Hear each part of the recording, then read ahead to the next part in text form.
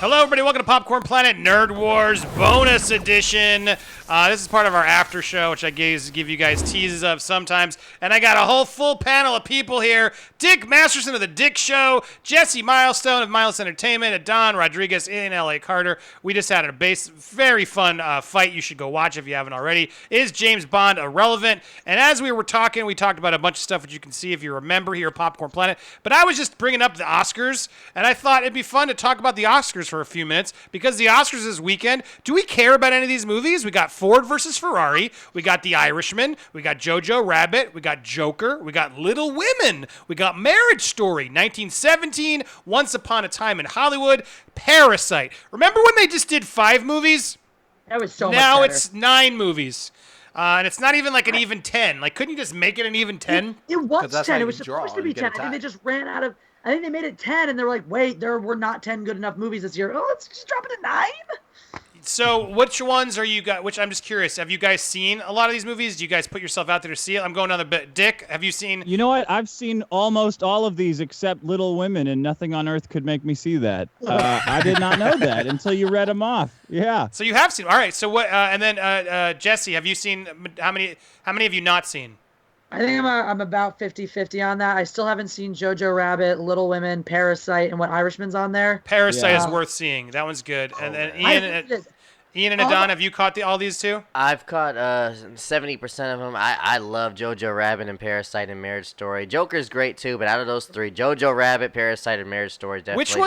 Which one's the most overrated? I'm gonna go Overrated? Marriage Story. I'm gonna go by with far. and Quentin Tarantino is one of my favorite directors of all time, but I think Once Upon a Time in Hollywood. That one's pretty overrated too. Yeah.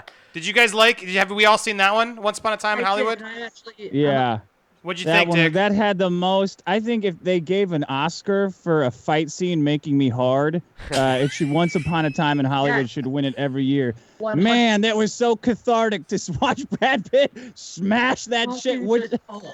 Oh, bam! So good. I love that. I love that scene. My girlfriend's like, why are you looking at me like that? I said, no reason. Watch the movie. If I had to pick, it would have been hard during that scene as well. I've enjoyed things in cinema, not nearly as much. I can't even words. I'm so excited by it. Wow, so you guys really like? I didn't like the movie. I thought it didn't was. like You it didn't much like either. I'm not a Tarantino And he's fan. my favorite I'm a heavy director. Tarantino critic. I'm a very harsh critic of Tarantino usually, but that one did it for me. Huh. All right. Brad well, Pitt's biceps look so sexy. How could you not like that? They look like cartoon hams, beefed out. I was like, oh, how is this guy doing this? Is what 50? I ordered. He's gonna win an testosterone Oscar immediately. for those too. He's gonna do That it. was one of his The Oscar hottest- specifically for the biceps. Yeah, for those biceps. Well, I'm going down. Ford versus Ferrari was actually a surprisingly engaging, cool movie. I would suggest that. Anyone else see it and like it, or just me? Yeah, it was pretty good. I'll be honest, I only seen one of these films. Well, there you go. That doesn't help. Dick, did you see Ford versus Ferrari? You said you watched all of them You know a little. what? I was really excited about it. I'm a car guy. I hated it. Oh, really? I thought it's like there's way too many zingers in this movie. You guys got to cut half of these zingers out. Nobody talks like this. I thought it was odd. Like I thought the whole movie was odd. And the Lee Iacocca guy was pursing his lips like duck lips the whole movie. It was driving me crazy. Yeah, those didn't bother me, but now I know we do agree on The Irishman going down the line. I think The Irishman, it was okay, but I fell asleep twice. I fell asleep twice during this movie just because I was just like, I've seen him do this movie better other times. I saw Did when you those guys loaded into their Bert and Ernie beds when they had pajamas going on their work conference thing or whatever. I said, I'm out. I can't. They're wearing Bert and Ernie pajamas, sleeping in like a day beds with each other. What is this, a gangster movie or what? My question is, did you guys see it in theaters or did you guys watch it at home? Oh, I had to watch it at home because it didn't play here in Tampa. So I would have seen it in theaters, and I might have liked it more. But yeah, it was tough on Netflix because I fell asleep on my couch. So that Yeah, brings it's a so good question crazy. for me, for everybody, since I'm the outsider. How many people saw Marriage Story? I did. I did. I saw I it. love it. I hated it. Okay, so Hated it. Loved it. knowing like Marriage Story is like a Netflix and Irishman is a Netflix. Netflix, and you could have watched those easily, Easily, anytime, and you still chose not to. I still chose not to. I say that truly. And but like for you guys that watched it at home versus like these other ones that you had to go, would Irishman? I know you guys' opinion on that one, but like If on I had Marriage to pick Story, two, if you had to choose no, I going wouldn't to have the saw theater, it. No, that's not a theater movie. That's my impression was that between the two of those is Marriage Story is an easy sit on the couch watch it, which I still haven't gotten to, but I will. Irishman I still haven't seen yet either, but that's one for me I would have liked to have caught it when it was in the theater because I feel like a lot of Scorsese, the way he sets up these big masterful shots, he's very particular about his shots, about his sound editing and all that stuff. I feel like a movie like that goes on that's a little bit longer is a better movie experience because you have the richness of sound. You could appreciate those smaller elements. He's a very detail-oriented filmmaker, and I think that those are details that you get and you can appreciate more in a theater rather than just from your couch. Yeah, and I felt that way about 1917, which I did think was technically brilliant, and I didn't think I'd be as engrossed to it as I was. But did anyone not? Dick, didn't you not like 1917? Yeah, it felt like in video games when there's a cut scene and they make you walk from one thing to the next and tell you stupid stories that you can't skip because like it makes it real that was that whole movie to me. Ugh, I'm like, okay, I loved it. Now he's telling another story because they got to walk through the barracks. They can't just cut it. And the worst was sitting there watching the whole time, knowing that there are people who don't know their CG cuts in this movie, that they're going to walk out and go, could you believe that thing was all in one take? Like, no, it's not done in one take. You have to put a disclaimer on packs of cigarettes. Put a disclaimer on this movie, please. Wait, it wasn't one take? Really? There were digital cuts? No. Oh, my God. I didn't know a clue. No, of course there was. It was just Roger Deakins is, I could watch his cinematography. You said you got hard in the fight scene, and no, I got it in Roger Deakins cinematography. I was like, holy crap! Where'd the camera just go? How did they? Because there were digital cuts, but then there were scenes where it literally is like going down into the riverbank, and you're like, well, wait a second, is it on a drone or something? How the hell were they? It was, anyway, is a gimmick. I can see why people are annoyed. Like, oh my God, make a movie about the movie. Don't focus on the camera work. But I disagree. I liked it. But I wanted to go to Jojo Rabbit is pretty good. I liked it. It's not my favorite of the year as I've sat with it. Scarlett Johansson surprisingly really good in that movie. It's a sad role, but it's also funny. And Taika Waititi as Hitler. It just was a weird. Didn't think it would work, but it did. Yeah. And then Joker. I know you both love Joker, right? And Dick, we almost fought this, but we couldn't find anyone to disagree with you. You think Joker should win the Best Picture? Is that fair to say? I think that humanity's done with the media of film. That's the best film you could possibly make. I don't think anyone's going to top it. Jessi, do you agree? I think that Marriage Story radicalized my misogyny more than Joker. To bring it back to that one, because it's about a guy getting screwed over in a normal divorce. Like I went away from versus Kramer. Yeah, I was like, oh, wait a minute, what are women doing here? I walked out of Joker going, yeah, I hate Robert De Niro too. I'm glad that happened to him. Let's talk about Marriage Story, because I frigging hated Marriage Story.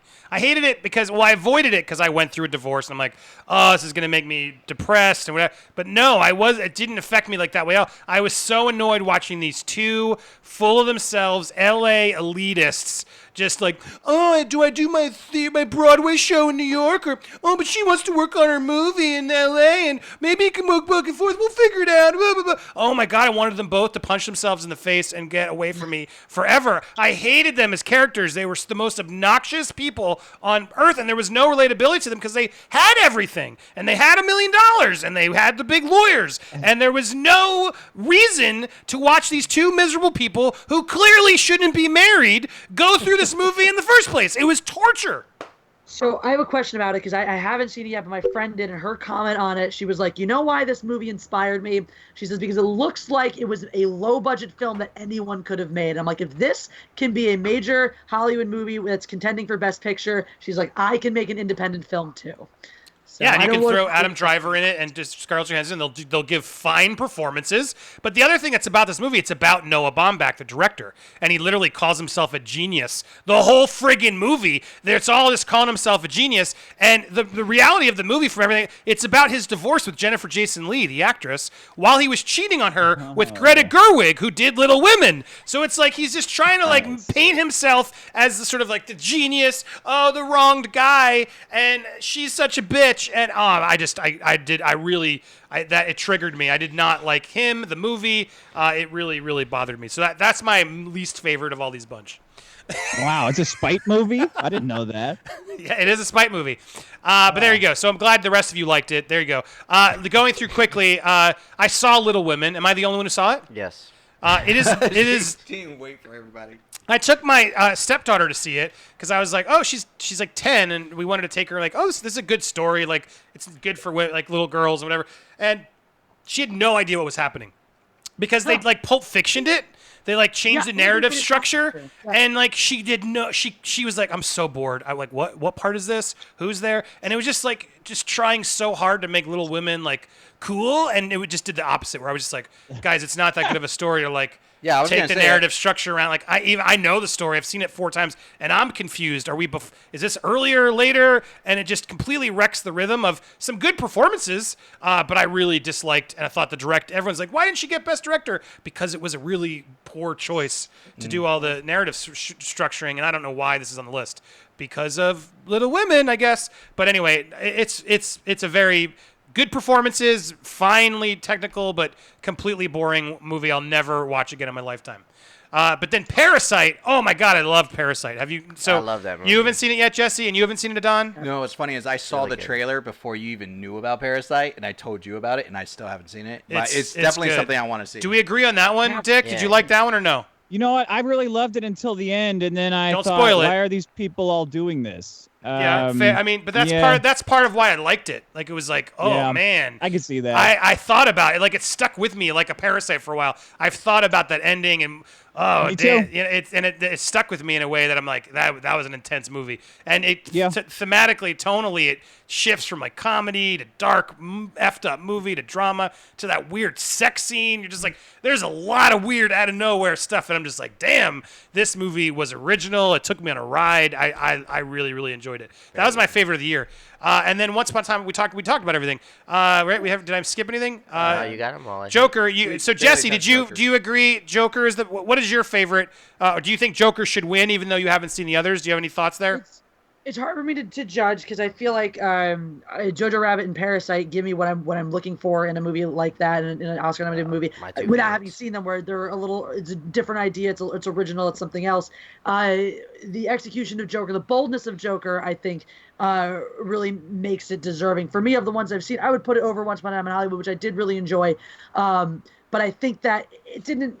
It was a beautiful fairy tale for me, and it didn't offer me anything really to sit on, to chew on. And the Joker really gave me that. Joker, I think, did a wonderful thing in asking us to look at our own ugliness. I think it touched on a subject that's very close to me, which is the idea of when you walk down the street, realizing that other people, the people around you, have their own lives. They're starring in their own stories, and some of it's good and some of it's bad, and you just don't know. And we need to stop walking around with our heads in these little bubbles, completely ignorant to what's happening to the people right next door to us, And I think that really brought that up. In addition with all the other, themes of mental illness, etc. But to me, that was really powerful to just say, like, wake up, get out of your bubble, get out of your world, stop preaching to the choir, stop shouting words into an echo chamber, and listen for 5 seconds to what somebody else is saying. Yeah, no, I'm not disagreeing at all. I think it's a good film. I just don't think it's the best, and I think it's not going to win. If I'm giving prediction as what's going to win, it's definitely right now it's between 1917 and Parasite, and it seems like the front runner status is for 1917. Everyone's giving it the rave. So I think don't for count those- Jojo Rabbit out, bro. dude, I'm I counting it think- out. I'll bet you $100 that doesn't. You can. I'll do double odds, whatever you want. There's not a chance in Don't hell count that 'em movie out. wins. Don't count them out, So man. tell me how much you want to bet on that, because you will lose. Not $100. Not $100. Well, how about you give me $10 if I win, and I'll give you $100 if you win. Why don't you bet something embarrassing? There you go, or something. Like, Yeah, you figure out gotta something. do Because the- I'm so confident you're going to lose that. I'll go. right. I'll give you massive odds. But Let's do it. 1917 is what I think will win. But Parasite's what I want to win. And then just quickly giving the audience here who I think Joaquin Phoenix is taking home Best Actor. That's a lock. And then we got Renee Zellweger as Judy. She's won every other. I haven't even seen it, but she's won every award. Charlize Theron could be a long shot out of nowhere because she really does turn into Megyn Kelly. It's quite terrifying. Even looks like her. That's a pretty good role. And then for supporting actor, it's Brad Pitt everybody's saying Brad Pitt's going to slay in this. No question. And it's like, I'm shocked because he's just playing Brad Pitt. There's literally not much of a performance. But he's going to. It's a courtesy nod. Yeah, I think he'll win. But you think he deserves it, Jessi? I do, actually. I do. And I don't know who else is up against him in the category. But Joe Pesci, Tom Hanks as Mr. Rogers, and then one of the two popes, and Al Pacino in The Irishman. And Al Pacino and Joe Pesci are going to cancel each other out. I like Joe Pesci because it's the first time I've seen him be quiet. Usually he's always like Joe Pesci in The Irishman. He's usually like, that was weird. And it was kind of nice seeing Joe Pesci be like subtle and subdued. I was like, all right, I've never seen this side of like chill Joe Pesci. He can do it. And then real quick, as we're wrapping this up, supporting actress is going to Laura Dern. Laura Dern has won every award. I don't think she deserved it. I would much rather give it to Scarlett and Jojo Rabbit. She's fantastic. But Margot Robbie is not fantastic. She's fine. Kathy Bates is pretty great. Florence Poe's okay. But Laura Dern is probably the second best there out of the whole bunch anyway for her turn as the divorce lawyer in that. But Scarlett Johansson was fantastic in Jojo Rabbit. And then, there's a lot of other big, but the director is what I was trying to find. That one's also really up. I think it's going to be Bong Joon-ho for Parasite. I think they'll give him that.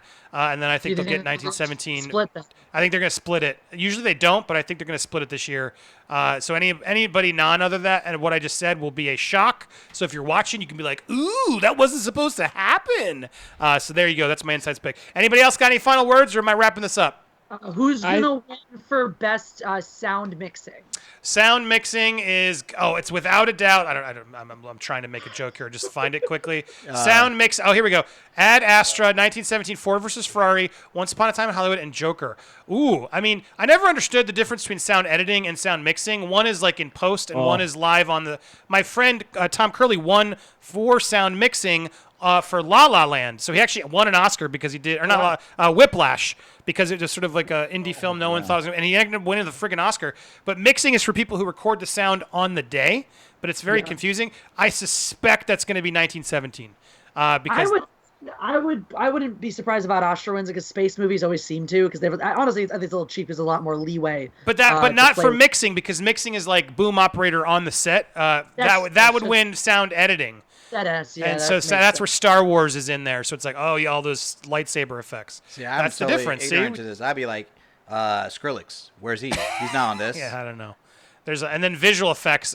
Do you go with the Irishman, or with all the de-aging, or the Lion King with all the fake animals, or Endgame, or 1917 for all the blurred camera shots, Dick, or Star Wars? No time did I think any of those old men were under 100 years old, so I don't think you can give it to the Irishman. I think you're wrong on a couple of those categories, though. I think Joaquin Phoenix is a shoo-in for Best Actor. I said that. Also Best Actress and Director. I think the Joker's going to walk away with Best Animated Film, Best Foreign Film, Best Documentary, and Best Film. And I'm predicting a full clean sweep, and then everyone's going to be sorry. We're all going to rise up. And then all the incels will kill everybody there. Yeah, exactly. That could happen. So there you go. You got one take, and you got another take there. Thank you guys all for watching. Where can people find you? Dick Masterson at The Dick Show, right? TheDickShow.com? Yeah, TheDickShow.com, Patreon.com/TheDickShow. And Jessi Milestone over at Mindless Entertainment. Go support, subscribe her channel. Thank you for your insight. Anything you want to say, Jessi? There's cats everywhere. You guys were great on Nerd Wars. If you guys didn't watch their Nerd Wars, go check it out. And then in studio, The Controversity, Ian Elliott-Carter. Go subscribe. The description has all these links. And Adan Rodriguez has NerdTots. Thank you guys. You guys feeling you gonna watch the Oscars? Absolutely. I'll catch the highlights. Yeah, I'll get the highlights. Yeah. There's no host this year. You know what? They didn't give anything to cats, so I can't support them. Can I give him one more quick plug? Yeah, go for it. She's got a cat right in her face. I do. Right World Class Bullshitters is doing a live show of the Oscars. There's going to be heavy drinking all day long. I will be present. They're a really great podcast. If you guys haven't checked them out, they're a lot of fun, pop culture. And they will be doing the Oscars live drunk commentary. You're not going to miss it. That's fun. We used to do that back in the days of the place I can't speak of anymore. And it was fun because we did it the year the La La Land mix-up happened, and we were all live. That was a fun live stream because we were like, wait, what? They gave the award to the wrong movie? Like that stupid guy with the envelopes was like taking selfies backstage and messed up the whole show. It's never going to get better than that. Oh, wow. It was amazing. What is it called? Anyway, but anyway, yes, have fun. Go check that out. Thank you guys so much for watching. We'll be back with more content soon here on Popcorned Planet. Bye! Boo boo boo boo boo.